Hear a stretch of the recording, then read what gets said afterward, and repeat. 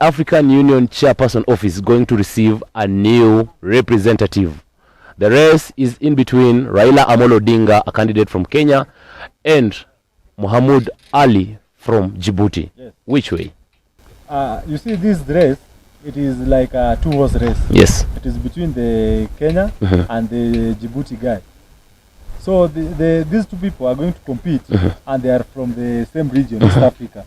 So what I can say about this race, you see that the outgoing chairman, the outgoing chairperson is from West Africa, and that's Chad. That's Chad, yeah. And you see, when you look at this thing geopolitically, you'll find out that this guy from Chad is from the West African countries that are francophone. Francophone. They speak French. Yes, they speak French. And when you consider this guy from Djibouti, yes, is like let me say Djibouti. I don't know. It was never colonized, but these guys they speak one language. So it is going to be very difficult for this guy Raila Amolo Odinga. Yes, because personally, his failure will be my success. The Raila Odinga failure on 15th or 16th of this month, when he failed, it will like be a celebration for my life.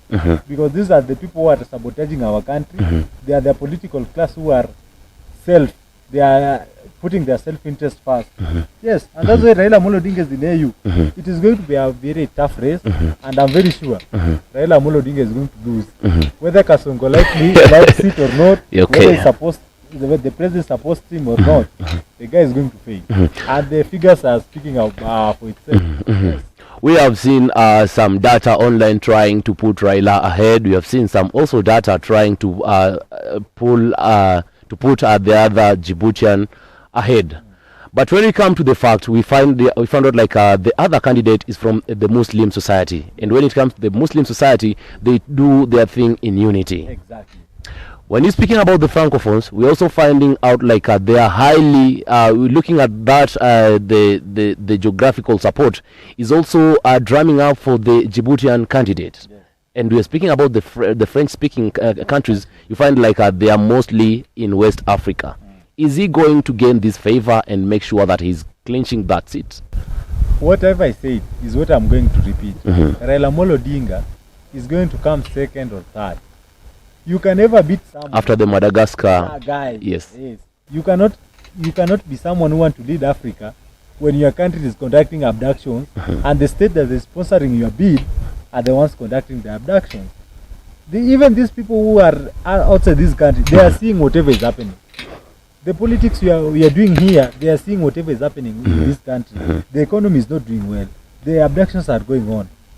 And you want to tell the people that you want to lead Africa as an AU chairperson when your country is not doing good? It is not going to happen. The Djibouti guy has an advantage. Even Raila Odinga himself and his political advisor, this guy who teaches in USA University, is called this Kamba Mutua, knows very well that he's lying to Raila Amolo Odinga.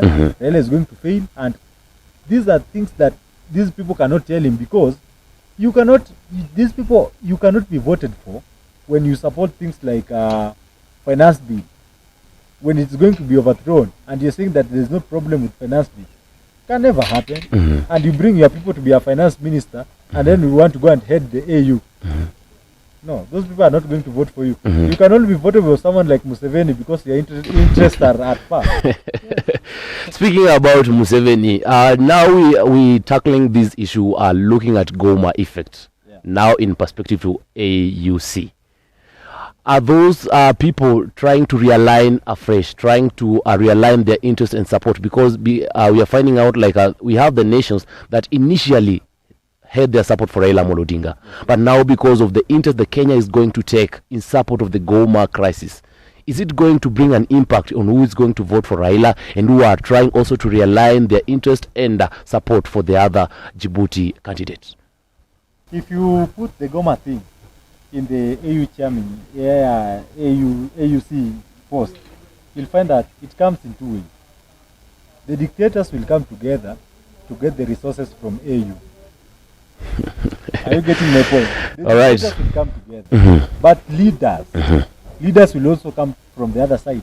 So when you talk about the AU bid and the Goma thing, when you see the leaders who are speaking one language to support whether M23 or they are supporting the Shekedi's thing, the government, you will find that these people, the one block is going to vote for Raila, the other block is going to vote for Djibouti. And you know, it's not a must I say here, but you know, whoever is speaking for M23, and there are someone, or let me say some government organization, they are speaking for M23, but they're going to vote for someone else, not for either for Raila or the Djibouti guy.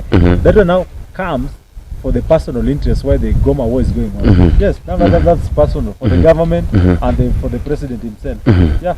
In richness to matters understanding Africa, we find out like the former foreign affair, who's now the AUC in the AUC bid, that is the Djibouti candidate, has some rich understanding about Africa, about dealing with foreign affairs. But Raila has never served in the same capacity. Raila has never served representing Kenya in an international position. Is it also going to play as a game changer toward the same? Yes, it's going to play a game. When Miguna used to tell us this guy did some engineering course of repairing some toys, we thought he was joking. Raila can never produce an engineering certificate and say that I went to this university. It is there, yes, he went to the university, but there are not certificates. To mean he went to university maybe as someone who went to the university, but there are no certificates. Can he like he was there, but he did not attain the target? That's what I'm talking about. And this guy, Yusuf Mohamud, has been a foreign minister from his country. He understands what foreign policy is. Raila was just been a prime secretary in Kenya, not in Africa. So when you talk about matters international policy, that guy from Djibouti understands it better. And even Raila himself knows. And that's why if you hear Raila speaking, he says, this race, for me, is not a matter of life and death. Because he knows he's going to fail. He has already accepted, but he has not said it in the public domain. Yes, that's what we are talking about. You cannot never say you are going to a race where a country, you expect a country to be behind you. Then you say, for me, this seat is not a matter of life and death. And we have invested billions for you to campaign to go all over Africa asking for the votes from the heads of the state. No, that can never happen. Raila Odinga knows that Djibouti guy is going to win and is going back to Bondo. Now, because the local police did not take him back to Bondo, now we are taking him through air from Ethiopia. Direct to Bondo. And I'll be very happy that day. Yes, I just hope that day we have an appeal that is talking about the AU. Yes, I'll be there. Lastly, about the AUC, can we say like the international communities will come through and make sure they're also playing a part in determining who's going to win this seat? Because we're finding out like having had experience of dealing with the international societies, international communities, speak of United Nations, speak of different international communities that are located in Africa, we find out like being as a minister for foreign affairs in your country, you have the opportunity to serve your country in relation to one or two of those societies. Can they come together and say like we understand Yusuf Mohamud, Ali Mohamud, let us deal with him and let us pull our support, whether financially or whether if it calls for any other way, in support of the Djibouti candidate? You see, the introduction of the international community into the AU bid is going to be diverse, and it's going to create some tension that even the heads of state are going to have a difficult time to vote. Do you know the heads of state who can never listen to the foreign policy and such, all that?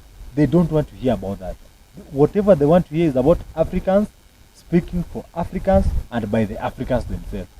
If, for example, you introduce the UN has deployed some forces in some countries, and the heads of state of those countries, they support. They support the deployment and all that.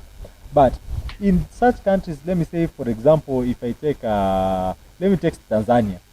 If Samia Suluhu decides that he supports the UN to support the AU bid and they choose a candidate, and then the next president who comes in, you know they're going to have some personal differences. Yes, and that's what I'm talking about. So if you find the international community coming and supporting someone, I don't think that is going to be a good idea. Even if they're supporting, let them do it on a low-key space, not not in the public domain, because it's going to create some serious things. There's some president like those that Ibrahim Traore was looking after. Captain, can never tolerate an international, let's say, a European Union and all that coming to control the events of the African nation. You can never be part of it. And definitely we will vote for someone who will be against them. Yes. So finalizing about this, can we say like the 10 billion that was given in a docket to make sure that you're supporting Raila Amolo Odinga for AUC is gone? That is a waste of the taxpayer money.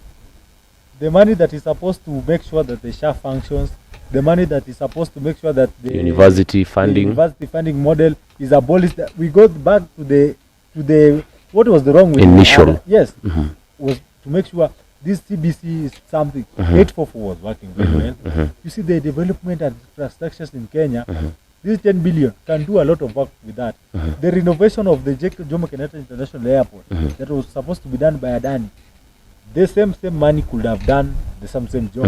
Yes, so we are saying that is a waste of taxpayer money. And also we want this government of Kasongo to go. Yes, we are very tired by the way. That is a waste of the taxpayers' money, having been allocated 10 billion Kenyan shillings to make sure that Raila Amolo Odinga clinches the chairmanship of the AUC.